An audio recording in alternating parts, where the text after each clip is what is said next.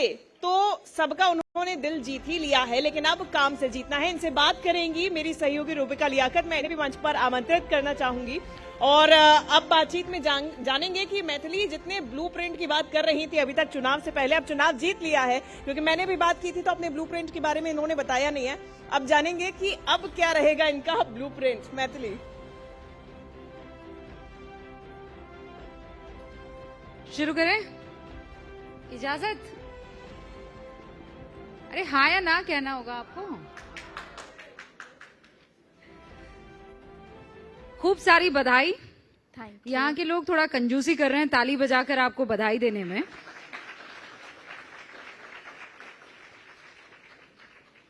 पच्चीस साल की छोटी सी लड़की जब विधायक बन जाती है तो लगता कैसा है, वो फीलिंग कैसी होती है? वैसी ही जैसे आप गाती थी और प्रधानमंत्री ने आपको जब अवार्ड दिया था, या ये फीलिंग थोड़ी अलहदा है? मैं कैसे एक्सप्रेस करूं, मतलब बहुत कुछ ज़्यादा। बहुत सारे लोगों ने बहुत उत्साह मनाया है। मेरी मम्मी इतनी भावुक, मेरे परिवार में सब लोग इतने खुश, सब हमारे प्रशंसक बहुत खुश। मैं भी इस चीज़ को लेके बहुत ही ज़्यादा खुशी से ज़्यादा रिस्पॉन्सिबल महसूस कर रही हूँ। कंधे अब ऐसा लग रहा है थोड़े भारी हो गए हैं और अब लग रहा है कि अब काम करना शुरू करना है। ओथ बहुत जल्दी हम लोग लेने वाले हैं, उसके बाद से मैं क्षेत्र में रहूंगी और सारा समय क्षेत्र में ही बिताऊंगी। तो आपने शपथ याद कर ली है? याद बिल्कुल, जो लिखा है वर्ड टू वर्ड नहीं, लेकिन उसका मतलब तो मुझे समझ है। अच्छा, अब काम काज शुरू करें उससे पहले एक वीडियो आपको दिखाना चाहते हैं। Can we play the video please? अच्छा, वीडियो आप चलाएं उससे पहले मैं जरा मैथिली से कुछ सवाल जवाब कर लेती हूँ और उसके बाद वो वीडियो आएंगे। वो वीडियो बेसिकली जब आप जीत कर अपनी माँ के पास गई थी और फिर माँ बहुत भावुक हो गई थी, खूब रोई थी, आप भी बहुत भावुक हो गई थी। आपको यकीन था कि आप जीत जाएंगी? मुझे कभी लगा ही नहीं था कि मैं कभी हारूंगी।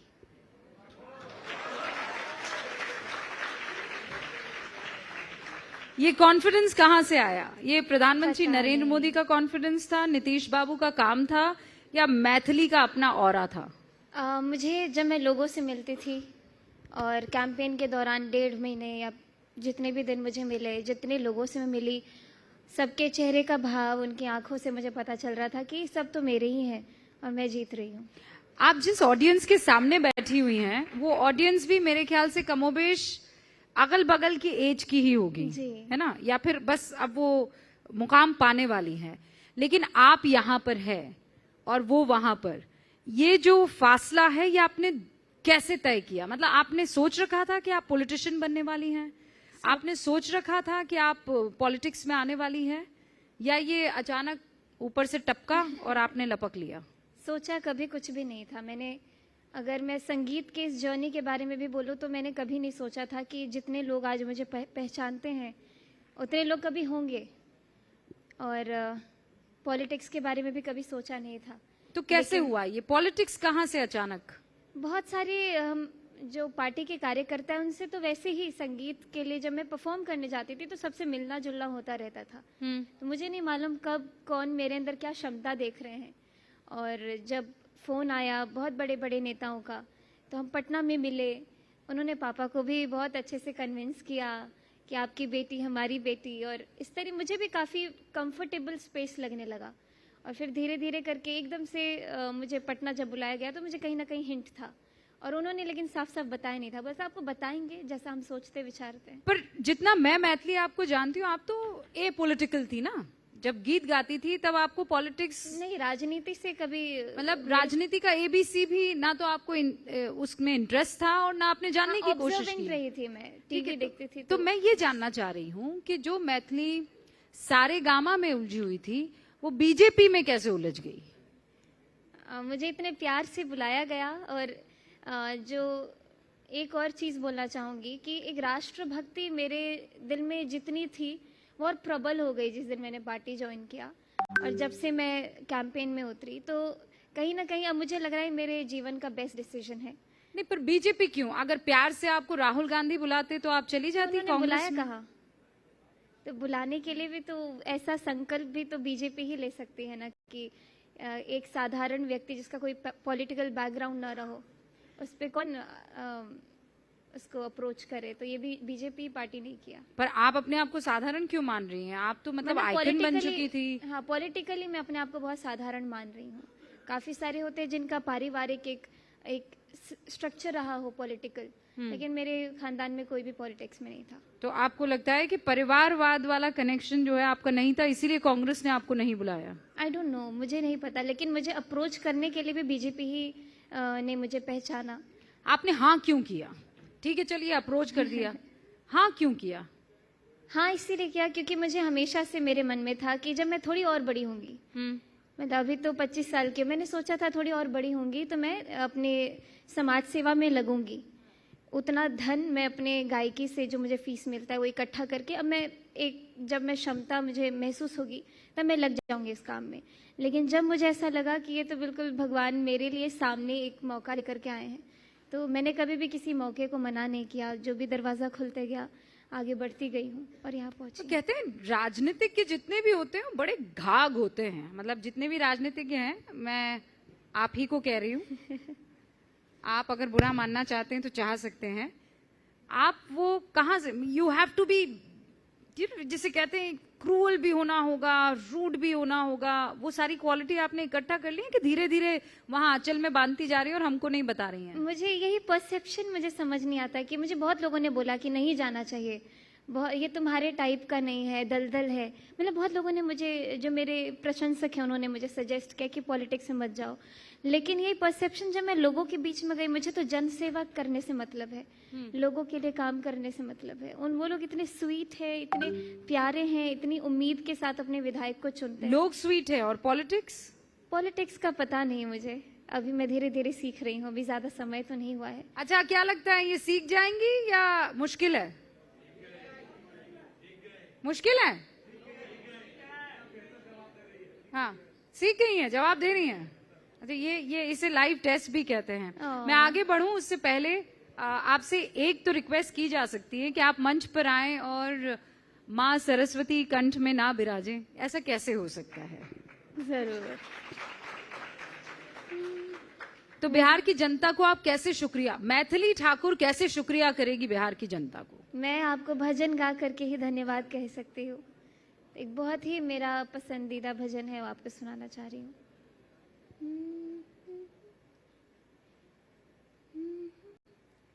थे जनकपुर गए देखने के लिए, सारी सखियां झरोखन से झांकन लगी, सारी सखियां झरोखन से झांकन लगी, देखते ही नजर मिल गई दोनों की, देखते ही नजर मिल गई दोनों की, जो जहाँ थी खड़ी की खड़ी रह गई, राम को देख कर श्री जनक नंदनी, राम को देख कर श्री जनक नंदनी, बाग में जा खड़ी की खड़ी रह गई, राम को देख कर।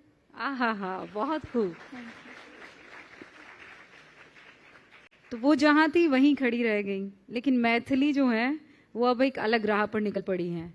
मैं जब पिछली बार आपसे मिली थी तो आपने कहा था कि जब मैं जीत जाऊंगी तो आप उन कुछ कामों में से क्या काम करेंगी, तो आपने मुझे गिनाया था कि मैं अलीनगर का नाम बदल दूंगी। तो अब वो इरादा बदल गया है कि नहीं, उस पर आप अटल हैं? लेकिन बहुत लोगों ने मैंने 4 काम गिनाए थे, उसमें से सिर्फ अलीनगर का नाम बदल के सीतानगर रख दूंगी यही सुना। बाकी के जो आगे वाले काम थे सबको कट शॉर्ट करके एडिट कर दिया। तो बहुत सारे मन में मेरी उम्मीद है कि मैं बहुत अच्छा करने वाली हूँ, क्योंकि अगर मेरे मन में वो जोश में महसूस कर पा रही हूँ तो मैं मेरे काम में वो रिफ्लेक्ट करेगा। मैंने जैसे ही जीता, सबसे पहले हमारे जितने प्रशासन मुझे जितने अधिकारी हैं सबसे मिलजुल के जो समन्वय स्थापित करना, तो इस काम पे लगी और सबसे मैंने सजेशंस लिए, क्योंकि इस क्षेत्र में क्या क्या नीड है ये लोगों से मुझे पता चली। जितने रोड्स है, ग्रामीण सड़कें बहुत खराब है, महिलाओं को इससे काफी दिक्कत है। मैं नाम की बात कर रही हूँ और आप रोड पर जा रही हैं। अच्छा, मुझे लगा कि आपने काम की बात की। हाँ, नहीं, मैंने तो पहले नाम की बात की, क्योंकि नाम आपने गिनाया, तो आप नाम बदलेंगे? बिल्कुल, नाम तो बदलेगा, सीतानगर तो नाम बदलेगा? हाँ, मैं अभी भी तो अटल पूरी है? कोशिश करूंगी, क्योंकि जितने लोग हैं उनकी आस्था बहुत प्रबल है कि मिथिला की भूमि है, माँ सीता की नगरी है, सीता की भूमि है, तो इसको सीतानगर बना देना बेटा। तो इस तरीके से जो उनके भाव का आदर करना भी मेरा काम है। तो वो लोगों ने कहा है कि पार्टी ने कहा है? लोगों ने कहा है और पार्टी ने इस पे हाँ बोला है। अच्छा, मतलब ये उस तरफ से नहीं आया, ये लोगों की तरफ से गया है। काम करने में आपको आसानी होगी या आपको जो बोला जाएगा वो आप कर लेंगे? वो एक डायलॉग था, जो जीजा जी कहेंगे वही मैं करूंगा। अरे इस पे भी मैं बहुत ट्रोल हुई जब मैंने 2-3 इंटरव्यू में बोला। हाँ, ट्रोल पर आएंगे, लेकिन मतलब आप कठपुतली की तरह काम करेंगे? बिल्कुल नहीं। मेरा खुद का एक विजन है अपने क्षेत्र को लेकर के। मुझे कम से कम 1 महीना तो अभी सेटल होने में लगेगा। उसके बाद जितने काम का लिस्ट जो मैं Day 1 कैंपेन से बनाते आई हूँ अपनी डायरी में, सबको एक एक करके पूरा करने की कोशिश में लग जाऊंगी। कई ऐसे लोग होंगे मैथिली जो मैं तो आपको पर्सनली जानती हूँ, तो मुझे पता है कि आपका किरदार कितना सख्त है। आप बाहर से बहुत कोमल लगती हैं, पर मैं आप सबको बता देना चाहती हूँ कि बहुत सख्त किरदार है। आप मतलब आपको ये लगे कि कितना मीठा बोल रही हैं, कितना प्यारा बोल रही हैं, कितना मधुर बोल रही हैं, इनसे तो कुछ भी करवाया जा सकता है। करवा के दिखा दीजिए आप। मैं चैलेंज करती हूँ, करवा के दिखा दीजिए। मतलब 10 बार पिताजी को भी जाकर कहना पड़ेगा, तब जाकर मैथिली हाँ करेगी, हाँ या ना? अरे पापा को मैंने कैंपेन में आने से ही मना कर दिया था कि आप आइएगा ही मत, क्योंकि पापा स्ट्रेस्ड हो जाएंगे, देखेंगे कि लोगों को मैं डांट रही हूँ इधर उधर। कुछ मतलब संभालने के लिए भी मैं पहली बार जीवन में, घर में तो मैं मम्मी पापा को थोड़ा थोड़ा डांट देती हूँ, लेकिन पहली बार ऐसा हुआ जीवन में कि इस 1.5 महीने के अंदर मैंने बहुत बड़े लोगों को, जो मुझसे उम्र में बड़े हैं, उनको भी डांट करके शांत कराना पड़ा कि ये ठीक नहीं है, ऐसे नहीं करना है। तो अभी नई आई और डांटना भी शुरू कर दिया? नहीं तो फिर सब मुझे समझेंगे ये इजी है, हर बात मानेंगी, इस तरीके से। हाँ, तो बहुत सारे ऐसे लोग मिले जिनको आपको ये बताना पड़ा कि मैं कठोर हूँ। हाँ। तो अब पापा आपको चीजें बताते? कहीं ऐसा तो नहीं है कि चुनाव जीती आप है, राज पापा करेंगे? पापा तो Day 1 से, जब से मैंने पार्टी ज्वाइन किया, पापा एक स्टेप बैक ले चुके हैं। पापा को मैं अपडेट करती हूँ कि मैंने ये किया है और अब ये करने वाली हूँ। तो वो पीछे से ये बताते नहीं है कि ये करो, ऐसे करो, ऐसे नहीं करना? पापा बोलते मैं खड़ा हूँ। बैकबोन। हाँ, मैं खड़ा हूँ। वो खड़े। जोरदार तालियां मैथिली के पिताजी के लिए। आप तो बड़ा गर्व महसूस करते होंगे सर? सब उसका है, तो आपका क्या है? सब भगवान पे छोड़ दिया है। और मैथिली आपने किस पर छोड़ा है? मैं मतलब भगवान में बहुत ज़्यादा आस्था है और मुझे मालूम है मुझसे कोई गलत काम तो नहीं कराएंगे।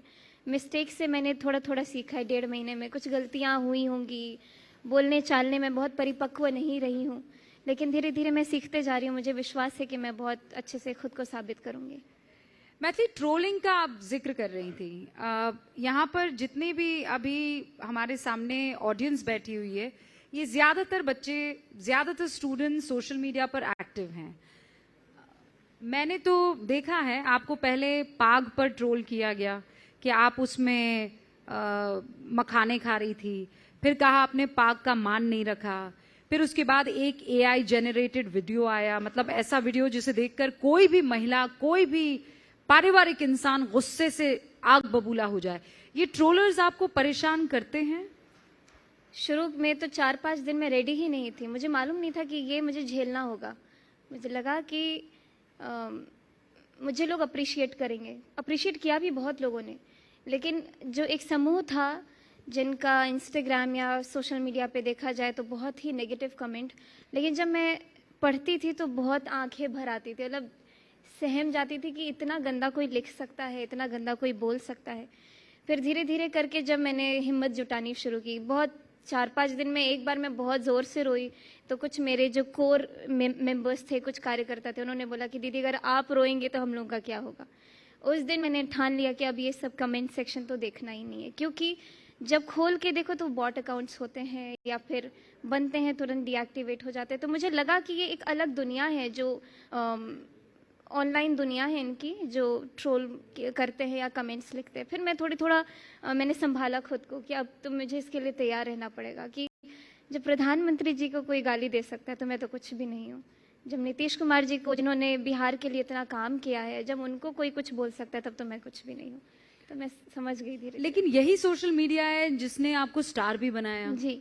तो फिर जमीन आसमान का अंतर नहीं दिखा कि एक जो है उसने पलकों पर बिठा दिया, आपको आइकन ऑफ द ईयर बना दिया, आपको सोशल मीडिया स्टार बना दिया, और जैसे ही आप पॉलिटिक्स में आई 360 डिग्री का चेंज। अब होता है, अब क्या करूँ, ये सब धीरे धीरे, यही तो ट्रांजिशन है जो मैंने 10 दिन संभला ही नहीं मुझसे मेंटली। बहुत एक प्रेशर, एक हैरेसमेंट टाइप का लग रहा था, लेकिन वो 10 दिन से 11वें दिन पे मैं बहुत स्ट्रांग बन गई। और जो लोग मुझे सपोर्ट करने वाले हैं वो ऑर्गेनिक हैं, वो असली व्यक्ति हैं। ट्रोल करने वाले तो वो लोग जो है जो सिर्फ सोशल मीडिया पे हैं, वो शायद फिजिकली जिंदा भी नहीं होंगे। लोगों ने कहा कि प्रधानमंत्री नरेंद्र मोदी की आप पसंद है क्योंकि आप में एम और वाई दोनों समीकरण हैं, महिला भी और यूथ भी। आपकी प्रधानमंत्री से बात हुई चुनाव जीतने के बाद? नहीं, मैं अभी दिल्ली जाऊंगी तो शायद उनसे मिल लूं। आप एक्साइटेड हैं उनसे मुलाकात करने के लिए? बहुत, सब कोई एक्साइटेड रहता है। प्रधानमंत्री जी तो बिल्कुल, उनको देख के, उनकी बातें सुन के ही पूरा एक्टिवेट हो जाता है इंसान। पर अब आप स्टार वो वाली नहीं रही, आप पॉलिटिशियन हैं, आप कार्यकर्ता हैं, आप टफ टास्क मास्टर से मुलाकात होने वाली है आपकी। हाँ, तो उनसे सीखने को मिलेगा। हाँ, तो वो आप टारगेट देंगे, वो टारगेट आपको अचीव करना होगा। बिल्कुल बिल्कुल। नहीं, मैं रेडी हूँ और मैं हर चीज के लिए खुद को केपेबल समझती हूँ। तो आप फुल टाइम पॉलिटिशियन हैं कि मैथिली सिंगर रहेंगी? मैंने रिजाइन तो नहीं दिया है अपनी गायकी से।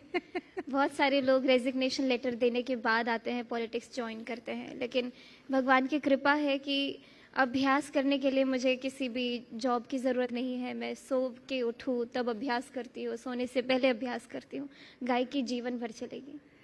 आप क्यों ना एक बार वो आईगिरी नंदिनी जो आप हाँ, स्तोत्र। हाँ, वो जब आप वो पढ़ती हैं तो आपकी आवाज में एक अलग ही खनक होती है। कभी कभी आप ऐसे भी उसकी स्तुति करती हैं जब आप बहुत तकलीफ में होती हैं? मैं सुनती बहुत हूँ और बहुत सारे स्तोत्र हैं, स्पेशली सुब्बुलक्ष्मी जी को जब सुनते हैं तो बिल्कुल एनर्जाइज हो जाते हैं। हाँ।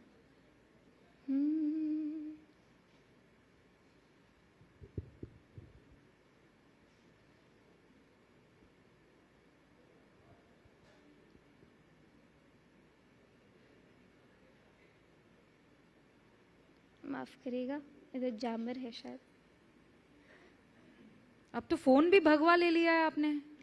मेरा फोन हैंग हो जा रहा था तो एक नया लेना पड़ा, तो मुझे सबसे अच्छा, मेरा फेवरेट कलर है येलो, रेड, ऑरेंज, तो इसीलिए। रेडी? हाँ। ओके, जोरदार तालियां।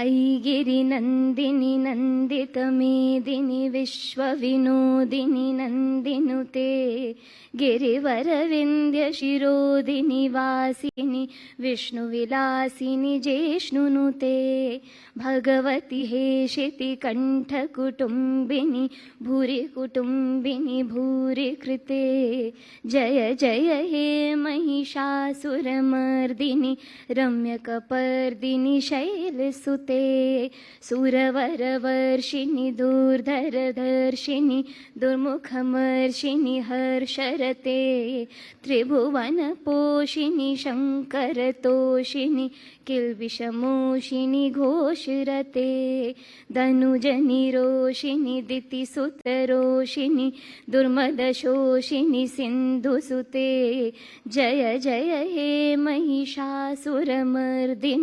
रम्यकपर्दिनि शैलसुते। बहुत खूब।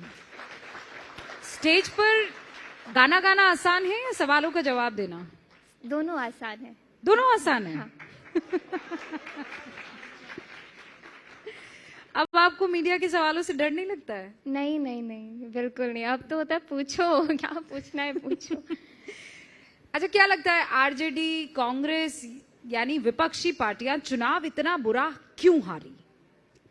ये उनका कुछ समीकरण होगा या उनकी स्ट्रैटेजी है, अब उनका प्लान ऑफ एक्शन है।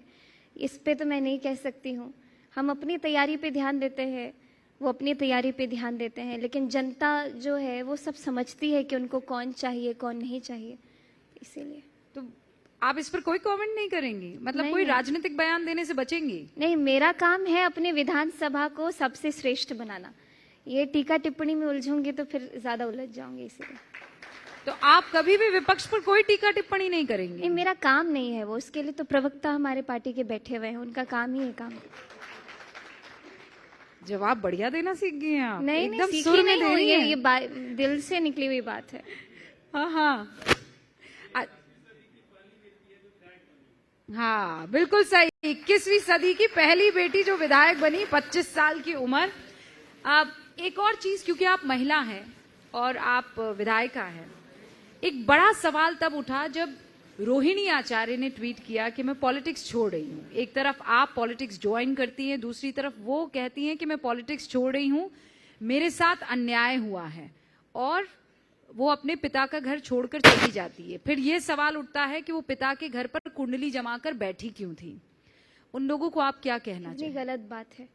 मतलब मैं अगर अपने बारे में ऐसा सोचूं, एक महिला होने के नाते, एक बेटी होने के नाते, अगर मुझ पे कोई ऐसा कमेंट करे कि मैं अपने पापा के घर में क्यों बैठी हुई हूँ, तो बहुत, मतलब मुझे लगता है इससे ज्यादा हर्टफुल चीज किसी बेटी के लिए नहीं हो सकती। किसी ने कहा कि उन्होंने किडनी इसलिए दी क्योंकि उनको एमएलए की टिकट ये चाहिए। बताइए, ये कितना कितना गलत, कितना गलत। बाहर वाला, लेकिन अब मैं तो अब ताज्जुब भी नहीं होता कि कोई बाहर वाला कोई ऐसा कमेंट करे, क्योंकि बाहर वाले सिर्फ बाहर से कुछ देख रहे हैं, व्हाट्सएप से कुछ पढ़ करके अपना कमेंट बाजी करते हैं। लेकिन जब एक परिवार के अंदर क्या हो रहा है वो परिवार के सदस्यों को मालूम है, तो बाहर वाले कुछ भी बोलते। अब तो मुझे पहले क्या होता है, 10 दिन मुझे बहुत कठोर लगे, समझ ही नहीं आता था कोई क्या कैसे बोल देता है, लेकिन जिस पे बीत रही है उसका तो कोई पर्सपेक्टिव सुने, उसके साथ क्या हो रहा है। तो वो 10 दिन तो आपके डिफिकल्ट थे। आपको लगता है आगे आने वाला टाइम आपके लिए आसान रहने वाला है? मुश्किल तो रहेगा, लेकिन शायद मैं उसके लिए अब इम्यून हो जाऊंगी। इम्यूनिटी चमड़ी मोटी कर लेंगे आप? इम्यूनिटी तो बढ़ेगी कि मैं सबको डाइजेस्ट कर पाऊं। सबसे पहली चीज जो आप करने वाली हैं अलीनगर के लिए?